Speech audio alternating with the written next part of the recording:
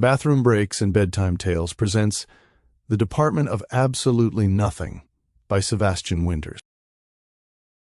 Jonas Stilwell stood in front of the building, staring up at the gray, unremarkable facade. The structure loomed like a sad monument to mediocrity, its windows shut tight, its surface untouched by life. A low, humdrum breeze fluttered the edges of a tattered, sun-bleached flag, a flag that perhaps, in another time, had once been bright and proud. Now, it hung like a limp ribbon of defeat. The sign, barely visible under layers of grime, read Department of Absolutely Nothing. That was it. No grand lettering, no explanation, just the stark, indifferent words that seemed to mock the very concept of existence. Jonas shifted uncomfortably on his feet. How had it come to this? A few months ago, before the downsizing, he was a middle manager at a semi-successful yogurt shop, where his main duties included counting spoons, confirming which yogurt flavor went with which toppings, and trying to encourage a group of teenagers to care about the smoothness of the frozen yogurt. He had thought his work mattered. He had told himself it was enough. But it hadn't been. The job was fine, but deep down he knew he was capable of more. Yet the universe, if it was listening at all, had decided he needed less. As for Jonas, receiving the notice of downsizing meant pretty much the same thing to him as it means to everyone who hears this ridiculously obsequious term, designed to soften the blow of rejection by what is usually a nominally interesting position in a less than important company serving an entirely unimportant niche, at an absurdly inopportune time, on an altogether silly and meaningless planet, thereby making people with less intrinsic value than any of the above. Oodles of silly green paper, which presumably adds to both their value and importance, though nobody can seem to adequately explain exactly why or how, and which then leads to silly authors writing absurdly long run-on sentences about said silliness and silly people in delightfully satirical format that is making you smile one of your silliest grins right at this very moment. You're welcome. As for Jonas, he felt rejected, fired, destitute, desperate, and inexplicably free. Then, the letter came.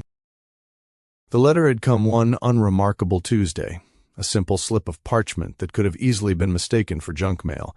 It simply read, "Dear Jonas Stilwell, we have selected you for an esteemed position at the Department of Absolutely Nothing, effective immediately.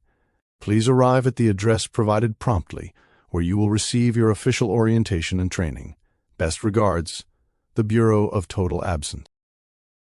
The letter came with no return address, no stamp, just a peculiar message written in what could be described as the most bureaucratic language possible. It was as if someone had written it purely to make the process of receiving it as forgettable as possible. So here he was now, standing before a door that felt less like an entryway, and more like a barrier to another, inexplicable dimension. He pushed it. It opened. Inside, the lobby was dim and dull, the fluorescent lights buzzing overhead with a persistent hum that seemed to vibrate through his skull. There was a faint metallic scent in the air, mingling with the sterile, almost clinical smell of dust and old paper. The walls were painted a shade of beige that could best be described as exhausted. The floor beneath him creaked with each hesitant step, the wooden planks showing their age and disrepair.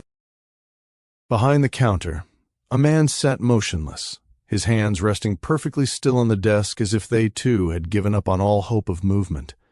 His eyes, glazed over and distant, tracked the invisible pattern on the far wall, his posture the very embodiment of apathetic stagnation. The man's clothes were pressed and unwrinkled, though his tie sagged like it was giving up on life. Jonas took a deep breath and stepped forward, his footsteps muffled on the thick carpet. He had no idea what he was supposed to do, but the silence in the room was so absolute that it felt like pressure weighing on him like a thick fog. Was he supposed to speak? Was he supposed to wait? The man at the counter didn't look like he was in any rush. Finally, the man's lips parted. The voice that emerged was flat, lacking in both warmth and menace, and somehow this only made it worse. "Welcome to the Department of Absolutely Nothing. Your job here will be to do nothing. Do you understand?" Jonas blinked, unsure how to answer. The absurdity of it took a moment to settle in. "Yes?" "Good. You'll start by filling out this form." The man slid a piece of paper toward him. Jonas looked down at it, noting that the paper was the same beige color as the walls, as if the department was determined to drown all things in a palette of indifference. The paper had 3 questions. Have you ever done anything at all in your life? Are you willing to exert effort in the future? Do you think doing nothing requires effort? Jonas read the questions, staring at the crude, almost comical simplicity of them. He thought for a moment, then circled yes for all of them. After all, the questions were vague, the stakes seemed minimal, and honestly, who could even attempt to answer them seriously? "Good," the man said, his voice as impassive as ever. "You're hired." Jonas blinked again. "That's it?" "Yes. Now follow me," the man muttered. He rose slowly from his seat, the sound of his shoes dragging on the worn linoleum floor reverberating in the otherwise silent hall. His movement was lethargic, as though he was moving through molasses, as if even the most basic act of walking was too much effort. Jonas, still unsure of what was happening, followed him down a long corridor. The air seemed to grow thicker as they walked, a faint mustiness mixing with the sterile scent that pervaded the building. They arrived at a small, windowless room at the end of the hall, where an uncomfortable chair sat beneath a harsh, buzzing fluorescent light. "Your station," the man said, his voice unbothered. "This is where you'll do nothing." Jonas sat down, looking around the small, empty room. The walls were featureless, as though someone had intentionally removed any and all character from the space. There was no clock, no pictures, no distractions. The room smelled faintly of mildew, like old books left closed for too long. The light above flickered slightly, as if it, too, was questioning its purpose here. "Wait," Jonas said, his voice rising with a mix of confusion and frustration. "You can't just leave me here to do nothing? That's—" "Exactly," the man interrupted, cutting him off as he turned to leave.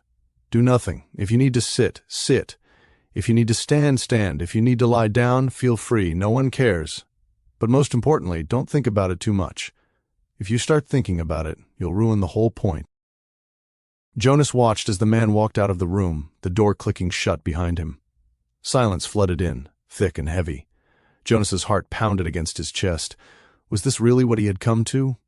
Was his life reduced to this? A room, a chair, and nothingness? He sighed, looking down at his hands, feeling the heat of his skin, the slight ache of his knees against the chair. He could feel the weight of his breath in his chest, each inhale and exhale a reminder of the physical presence of his body.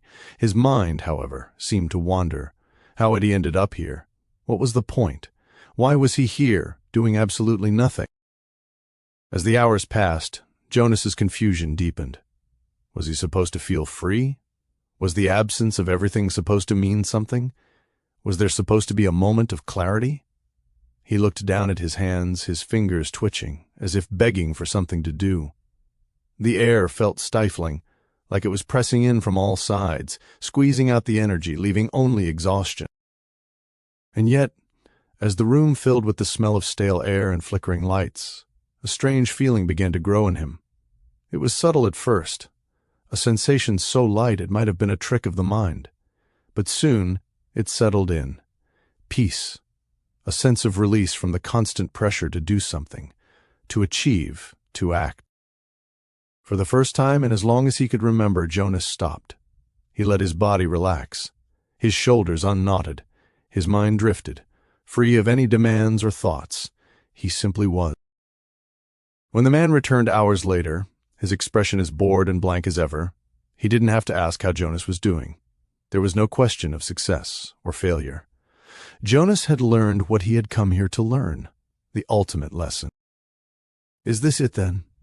Jonas asked quietly. The man nodded, his voice faintly approving. "Yes, you have done well." Jonas felt a strange smile tug at the corners of his mouth, though it was more out of exhaustion than triumph. "I guess doing nothing can be harder than I thought." "Indeed," the man said, and left him alone to embrace the profound emptiness of his newfound existence.